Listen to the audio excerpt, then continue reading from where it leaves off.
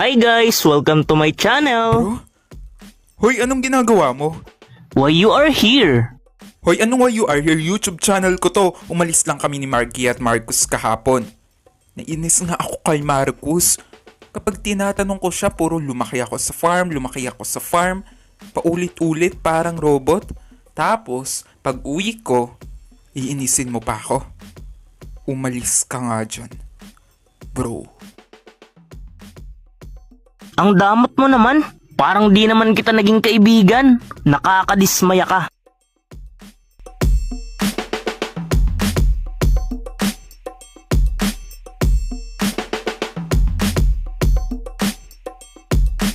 Hello guys! Welcome to my channel. New day, syempre new story. Gusto nyo ba mapakinggan?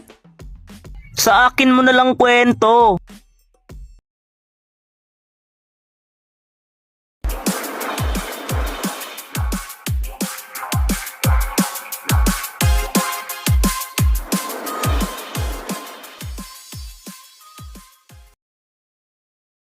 Naranasan mo na bang masaktan?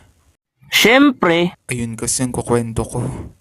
Nung graduation ko nung junior high school at senior high school, nasaktan ako ng sobra. bakit? Noong unang panahon, may... Noong junior high school, kulang na lang ako ng 1 point para maging with honor. 89 kasing average ko, 89 guys! Sayang di ba? Tsaka ang taas ng expectation ng mga kaibigan ko, syempre pati ako Dahil palagi kasi akong unang nagpapasa ng mga activities. Pabida-bida kasi ako. Online kasi noon at pandemic time. Pangalawa, nung gumraduate ako sa senior high school, with honor naman ako. May karangalan. Pero, kulang na lang guys ng decimal. Para maging with high honor ako, 94.4 yung average ko. Pero, thankful pa rin ako dahil gumraduate ako ng may korongolon. Ito pa. Bro, mayroon ako naka-stalk on stage na cute at short hair. Crave mo pala ang mga short hair ah. Uy bro, huwag ka nga maingay. Ayun, umasa ako na magtatagal ang pagmamahalan naming dalawa. Ang sweet namin nung una. Pero kasi umasa ako, ang sweet niya, sabi niya, mas mabait daw ako kaysa sa nililigaw sa kanya. Tsaka nagbibigay siya ng mga mixed signals na nag-uudyok sa isip ko para sabihin na may gusto siya sa akin. Pero, Tapos, anyari? bigla na lang siya naglaho at di na ako kinausap. Alam mo bro, gumala pa kami nun nakamilang dalawa. Pero di ko alam kung date ba yung ginawa namin. Sa'yo lamang ako, para sa'yo lamang ako talaga. Sa'yo lamang ako, para sa'yo lamang ako talaga. Di ko mapigilan ang nadarama pag nakikita ko na ang maamo mong mukha. Tila ba puso ko'y lumulundag na sa tuwa. Sa bawat sulyap mo ako na nga'y nadadala. Sapagkat ikaw lang ang natatangi ko na sinisigaw. Sapagkat ikaw lang, sana tayo na wag ka na bibitaw. Di ko na alam kung bakit nagtapo. Puso ko'y nalilitaw kung bakit ba sa'yo. Tadhana ba ito o misa lang laro? Ako'y nabihag mo ng buong buo.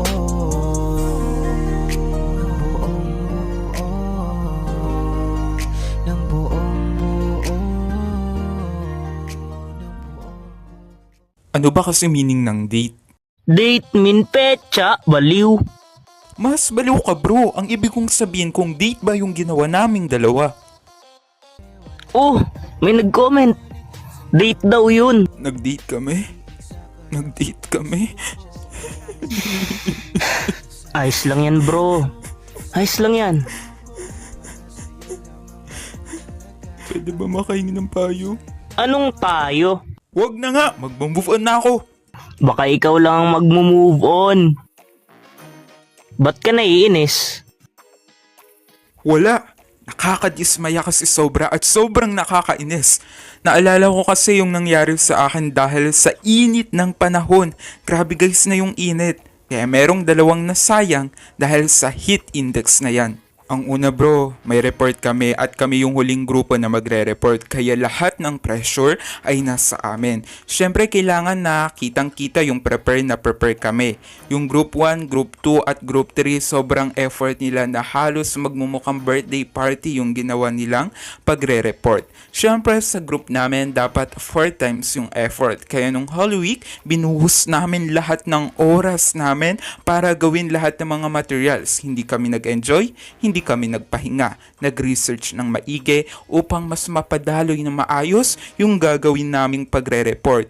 Pero in the end, malalaman lang namin na online na lang ang report dahil sa heat index. At tignan nyo tong mga larawan na to, ito pala yung mga ginuhit ko na nasayang lamang at hindi ko napakita sa mga kaklase ko dahil sa heat index na yan. So sad.